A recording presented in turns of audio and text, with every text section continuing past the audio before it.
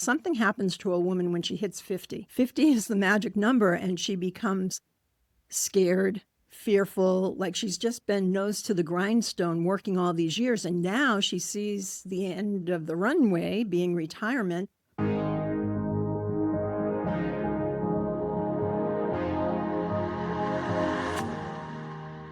Hi, friends, and welcome to Fated to Fabulous, the podcast for women in midlife to come and be seen, heard, supported, and seriously empowered. We are Vicki Kirby, nurse practitioner and menopause specialist, and Kim Lovely, registered dietitian and certified life coach. Together, we have over 50 years of combined experience caring for women, and we're here to help you navigate midlife with confidence and compassion. This podcast is self-funded, so if you enjoyed today's episode, please like, follow, share, and if you're able, consider supporting us through our Venmo. You'll find the link in the show notes and on our website.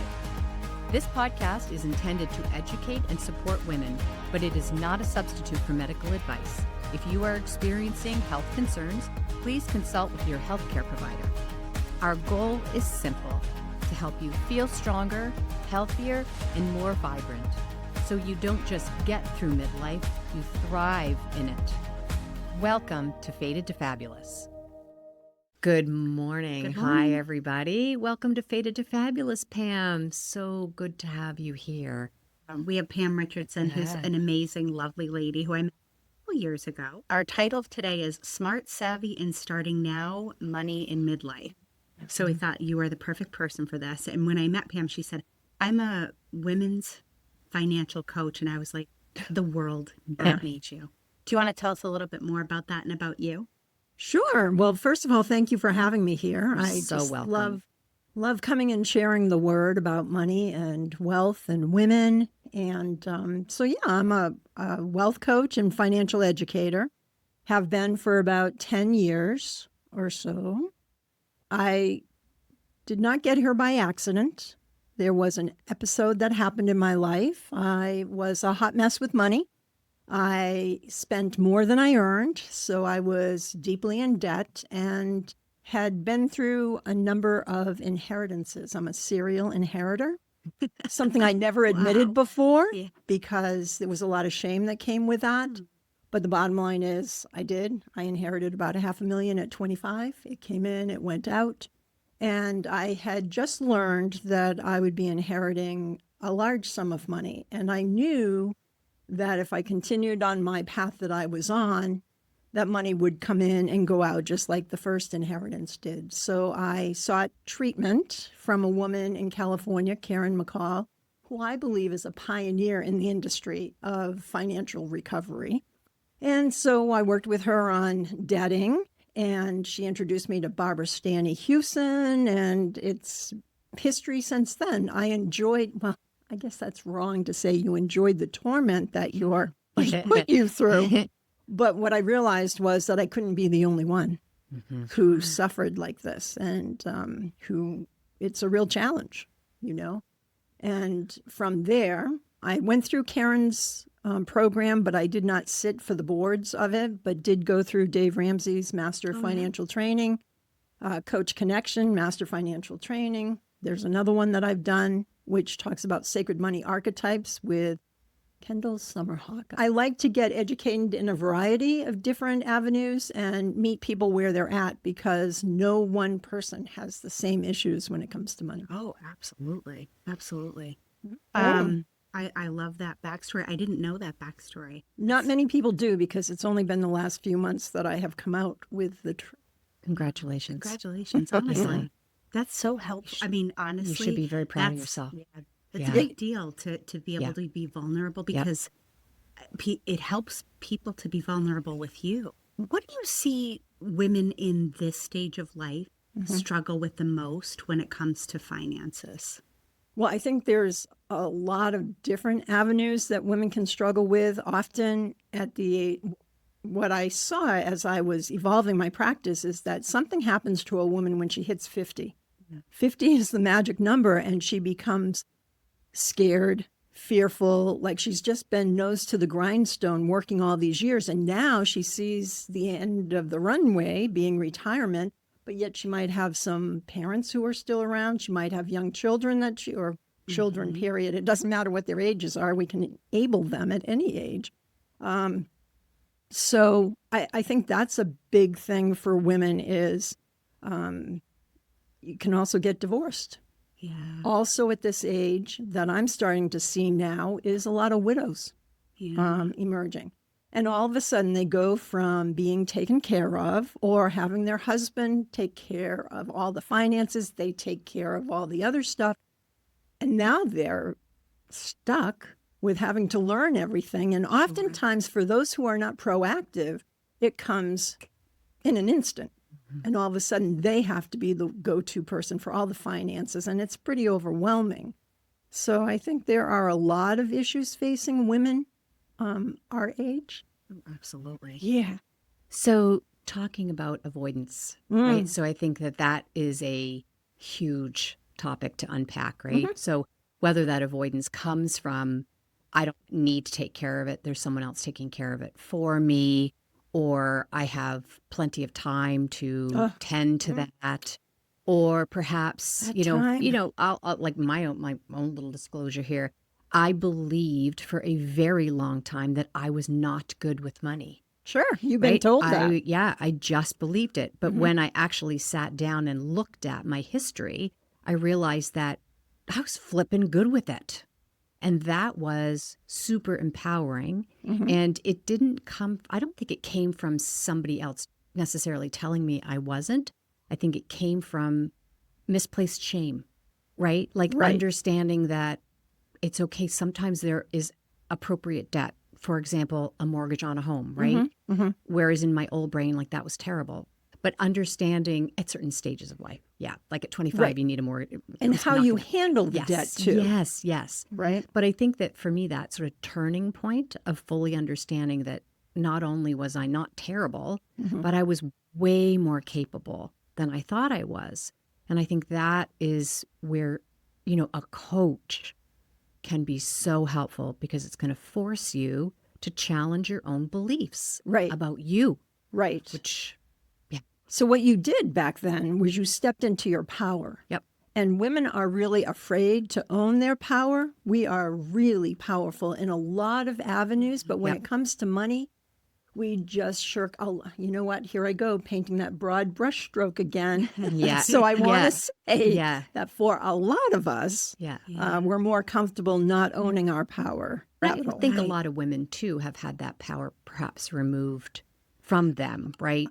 I'm just going to share with you a little story that I learned over the weekend. But I just learned that there's a huge country club in the state of New Hampshire that does not allow women on its board. And I don't know if you know anything about the Great Wall of Wealth or the Great Wealth Transfer that's underway, but all those men on that board are eventually going to die. And who gets their money? The women. And so, that's I like that. But we're not, Disney, we have to thank Disney too for giving us Prince Charming, who's going to take care of everything for us. And we allow it to take place. So when we can dispel the myth of Prince Charming isn't coming, then we can step into that power. We can do things differently. I have a dear friend who was suddenly widowed, very, very young. And she is sort of in the merging from that now. And one of the areas that she's going to begin to sort of volunteer her time and talents is in the area of women being prepared for that. She happened to be pretty financially savvy her whole life. And I think that made a big difference. But as she's been part of sort of widow groups, she sees it. Yes. She sees it. How, not only are you dealing with grief and change and all of that, but you also have absolutely no idea of your financial status at that time. So I think that, sorry, no, I digressed on that one. No, but, that's an important, but that's what's happening. It's an important topic. Because you can be widowed at any moment in time. Like there's. And not just widowed, it's thinking about aging parents too. It's you need to know the things, right? So from my experience, I used to be in control of everything in my first marriage, and I was terrible with money. I'm in your club. We'll have a little support group. And then I married Dave Ramsey, Jr. My husband is a financial planner. And it was so nice in a way to be able to hand off some of the mental load of the worry about it, because he does a great job at it. But there's just this full disclosure. I know where our money is. I know, all the things. But we do talk about, okay, in the safe is the list of passwords and the people Beautiful. to call and all the things, because some of the stuff that he takes care of, you can find yourself when you're grieving, in the middle of grief, having to deal with that. But it's the same thing with aging parents. I talk to people all the time about having open-ended discussions with their parents who we end up being responsible for. But we have these elderly parents, and then something happens to them, like, do you have any idea where your parents do their banking? Are you listed on their accounts? Are you, right? Like all of those pieces. So it's just being prepared is important. Exactly. And have you had that discussion with your parents? Because the older generation, the silent generation, don't like to talk are about it. very, very secretive. And you could be surprised. Like, I've had women say to me, oh, I don't need to worry about inheritance. I'll never inherit. How do you know? How do you know? I am awaiting a check for my 6th inheritance, right? If you don't put your estate in a will or a trust there, and your estate is over a certain dollar amount, there are law firms that will come in and find all of your descendants. My uncle in California died without a will, had a house. The lawyers came in, and I am now receiving an inheritance. Wow. Yeah. So it behooves us, if To our be money is proactive. important to us, to designate who we want that money to go to. Now, that $250,000, I didn't get all of that, but there were 37 of us. And that could have gone to a cat society or a dog society or pick your charity society. Rather than that, it is going to 37 people he's never met. Wow. I have clients right now who are in their 70s, and I cannot get them to write a will. I can't. I mean, we talk about trusts. I don't know that they need one. I think you need a professional to tell you whether you need a trust or not, but at least designate something somewhere. Right. Otherwise, the state is coming in to take your stuff, or law firm. Why do you think that is? Like, why is it that someone might resist future planning? Well, I think for my uncle, I don't know him well, but I'm going to speculate that he was a man of the cloth, and material things weren't that important to him. So he didn't care. Gotcha. He was single. There was no one else in his life. It was just him. So I think he probably didn't care. Others, I think, are afraid.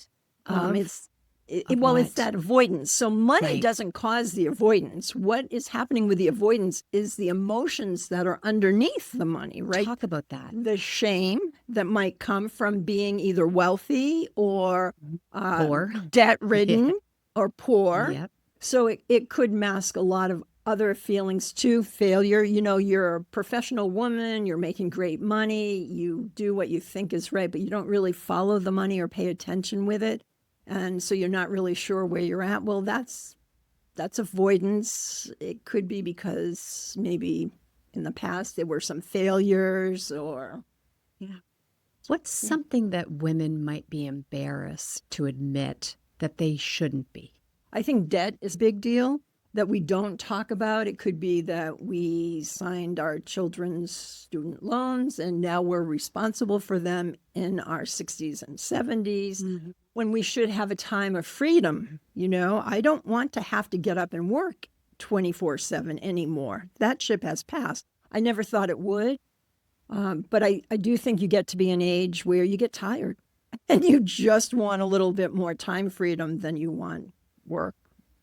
So a woman might be afraid of sort of acknowledging that they have debt that they're responsible for. Honestly, you nailed the head, right? College is extremely expensive. So, but for those, 50-somethings who does have 3 children going to college, and it's also they're thinking about their own retirement savings and stuff. So what would be something that would be a helpful, mindset or philosophy. about that fact. That's really tough because oftentimes by the time we're this age, we've already made those decisions and those loans are ours and they're going to stay with us for the rest of our life. Now, if I were counseling someone who had some young kids going to college, I don't counsel that they share responsibility for the loans. And the reason why is because our runway to retirement is 30 years shorter than the child's. Right. And I understand that we want our children to go to college and be successful, but we might have to shop around for what college it is that it looks like. But for those people who have it, they just have to find a way to make it go away, which is just monthly payments, or just like those kids who have debt. You know, they get a second or a third job and they try to pay it down sooner. But debt's a real thing that for some of us, and I'm one of them, if you are a debtor, that is a problem. There was a woman the other day I was in conversation with, and this is a very interesting case. She is 86 years old. She believes she's going to live to be 100. She has 14 years left, and she has $750,000 in the bank, and she's afraid to spend it because she's going to run out of money. One of the women's biggest fears is that we're going to be a bag lady and run out of money.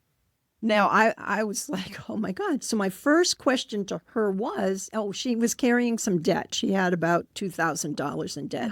Should she pay it off or should she not? I got a lot of thoughts on that one, but we'll not touch those right now.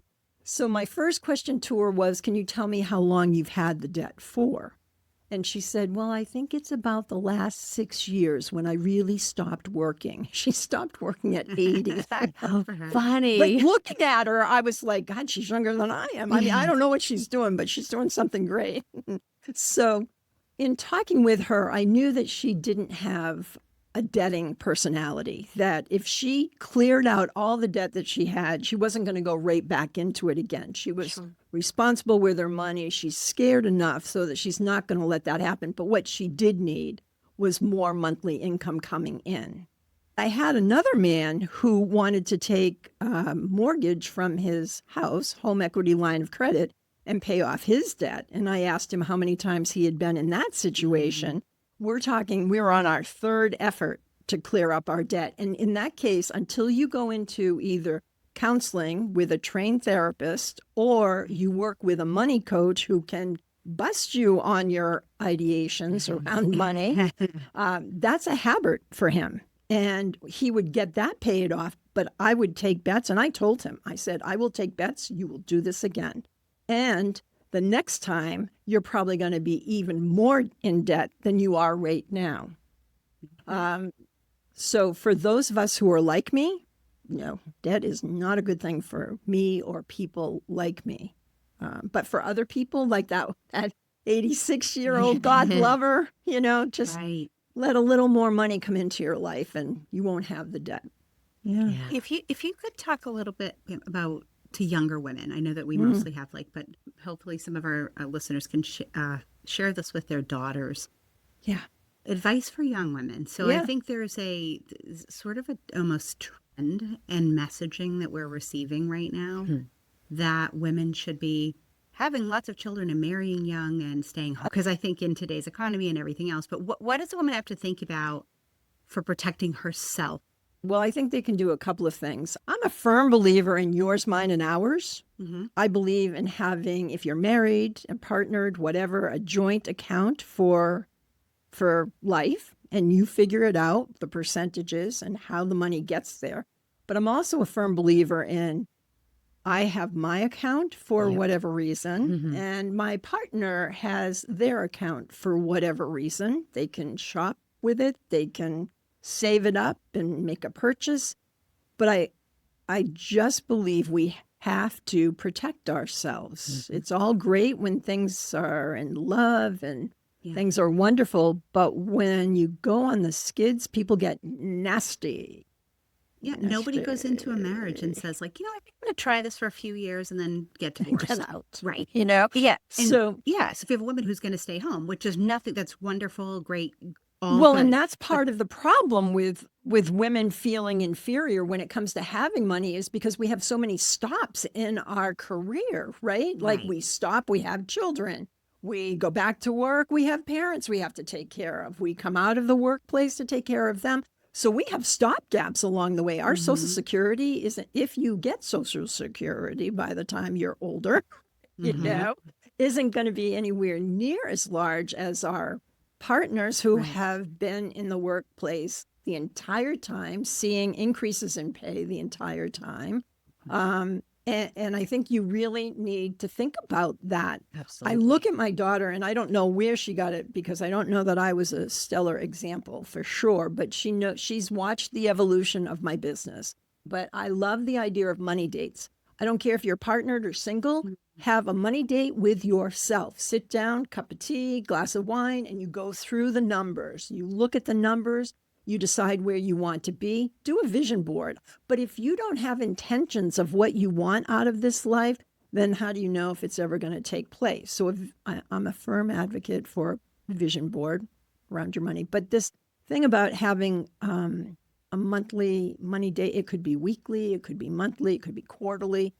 The more often you have it, the better off I think you're going to be.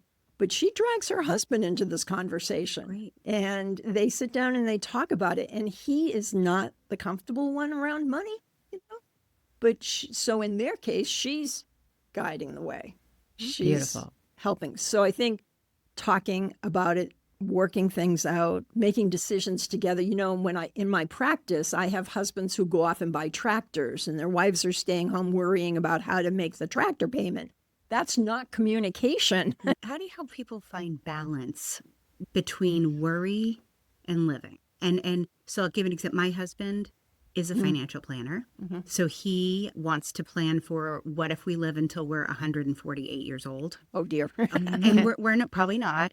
So, you know, and I think he's gotten better at it through the years. That, you know, I love that he is smart with money, but we also are in our 50s and we have kids who are grown, and this also needs to be a season where we're getting more life in our lives.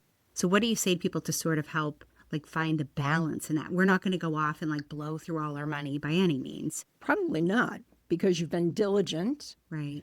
But that doesn't mean that you can't plan for those. If travel is important, travel is really important to me. So you sit down and you plan the trip. Like, I really want to take my kids on a Christmas cruise. Oh. Now we're talking probably $80,000. Well, okay. Now you know that number. Right. And you look at your numbers and you figure out how long is it going to take me to do this. And my situation, I have to think in short years, not 15 years, because I'm not sure 15 years from now I'll be here. So I have a shorter runway than other people. But you sit down and you plan. I think there's some pivotal opportunities or points in people's lives, right? That show you what is important to you, right? So I remember when my mom was diagnosed with Alzheimer's disease, and it was very close to her 70th birthday, which to me is very young to have something so devastating happen. And whether it's universe driven, God, whatever, but this thought popped into my head, and it was now, not then. And it changed how I perceived how I was doing my life in a way, because one thing that my parents did do is they did travel quite a bit. And I was really grateful that she had all of that good travel behind her, and some good travel too. And I think that we need to protect our future. We need to be able to live a healthy and appropriate life till we go. Like, I get that. Yeah. But there also needs to be a true to self and pleasurable life when you're living it. Right? So if you're like, well, I'm going to save all my money, like the poor little old lady, till I'm, 86 to 100, there's nothing wrong with that if you would choose that, right? But if it means you're not going to take a trip to England or go to Portugal, you're eating cat food, or you're rather eating than cat food, steak. right? Let's talk. Yeah. So if you're not living a quality life for you, and whatever that definition is, that's where I think you run the risk, right? So for me, I don't think I'm ever going to if I look back at my life, if I was on my deathbed, I don't know if I'm ever going to say, oh, I wish that I had, saved just a bit more and not gone on vacation. Or, I work for myself, so I take 8 weeks off a year. That people would say, well, that's pretty indulgent. Yeah, I don't think them it is, but for Yeah. you it's standard. it is. And I don't think at the end of my life, I'm going to say you should have worked 4 more weeks a year Yeah, and no. made X amount of dollars more. I do not believe that I will think that. I could be wrong. No, the 5 thoughts of the dying, I wish I had more connection with my family and friends. That's Correct. one of the top ones. Yep. So if you're creating opportunities or memories with your family and friends, you will not. Regret that. Regret about You that. will not. Nope. Well, Yeah. As we close, I have one good question for you. Okay. What do financially confident women do differently Yeah. than a woman who's not financially confident? great question. Everything. Okay. Give us 3. Give us 3. The biggest thing? Yes. Negotiation. Okay. Right? Negotiation. You go in to have a job. I was talking to a new graduate the other day and I said, did you negotiate for your salary? No, but I did negotiate for they're relocating her from New Hampshire to Miami. But I did negotiate that. Okay, well, that's a mini win. You know, if we could get in the arena of negotiating our salary, increasing it, that would be a real big win. So that is assembling your dream team. Have the confidence in yourself to know that you can't possibly have all the answers for a very wealthy life. And I believe in having like 6 or 7 people on your dream team, financial planners or one, mortgage brokers or another, estate attorneys, they're bankers, a relationship with a banker where you can walk in and say, hey, I overdraft because of this. Can you help me out here? So they assemble their dream team. They feel confident in their financial life, and they pay attention to their numbers. You know, Yeah. whether it's that weekly, that monthly, or that quarterly, they know their numbers and they're willing to take risks, you know? And for some of us, the risk would be a failure if it didn't turn out right. But for confident women around money, well, that was a learning lesson. We'll never do that again. Right. Without the shame, without the beating. It without just all the things. is. It just is. Do you know one of the things that I did personally, which I thought was really helpful? I'm trying to teach my son to do this. Rather than doing bills monthly, I do them weekly. Okay. So it just works for me. Yeah. The numbers are smaller, right? So it's a little less like awfulness or whatever it is. I feel like it's given me more confidence. It took the sting out More of sitting. power. Yes. Sitting down You're and looking at the driving that bills train. every week, right? Mhm. Versus waiting to do it every month. And then if you are on vacation and it's every 6 weeks or whatever. So I feel like Right. the weekly for me has been really helpful because I come from a long line of financial fear people that have no reason to be. I grew up Well, that's a comfortable. mindset. Yes, I grew up comfortable, but to parents who lived a scarcity mindset. So it's the work on me understanding that, and the weekly's been helpful. Awesome. So yeah, Know those yeah, numbers. yeah. Know your numbers. Thank you. Oh, you're welcome. Pam, been thank so you. Nice to have you here. This was Yes. awesome. I very much appreciate your wisdom. Oh, If- thank you. If somebody wanted to find you, Yes. how would they find you? I'm going to just say by my email, Okay. Pam at moneymasterywithpam.com. Email me if you want to have a chat. If you're interested in my future offerings, just email me. That would be the best Okay. way to reach me. Okay. Perfect. Thank you very much, Thank you, Pam. ladies. That was Thank you, great. ladies, for being here.